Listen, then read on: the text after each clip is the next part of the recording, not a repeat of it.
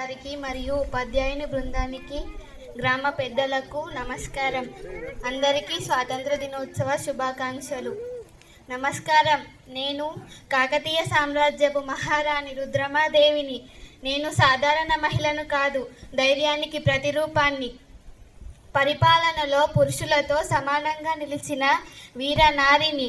నా తండ్రి గణపతి దేవుడు కాకతీయ సామ్రాజ్యాన్ని ఎంతో గొప్పగా పరిపాలించారు.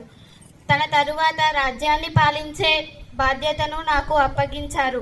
ఆ కాలంలో ఒక మహిళ సింహాసనం అధిష్ఠించడం అంత సులభం కాదు. కానీ నేను వెనకడుగు వేయలేదు. స్త్రీ అని నన్ను తక్కువగా అంచనా వేయవద్దు. అవసరమైతే ఖడ్గం పట్టి శత్రువులను ఎదుర్కొంటాను అని నిరూపించాను.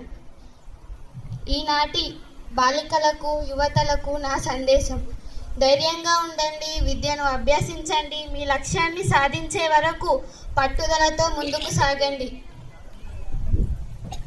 మీరు తలుచుకుంటే ఏ రంగంలోనైనా విజయం సాధించగలరు. నేను కాకతీయుల గర్వకారణమైన మహారాణి రుద్రమాదేవిని. నా పేరు చరిత్రలో ఒక అధ్యాయం మాత్రమే కాదు, తెలుగు నేలపై స్త్రీ శక్తికి ఒక చిరస్థాయి చిహ్నం. జై రుద్రమాదేవి, జై కాకతీయ సామ్రాజ్యం, జై తెలుగు తల్లి.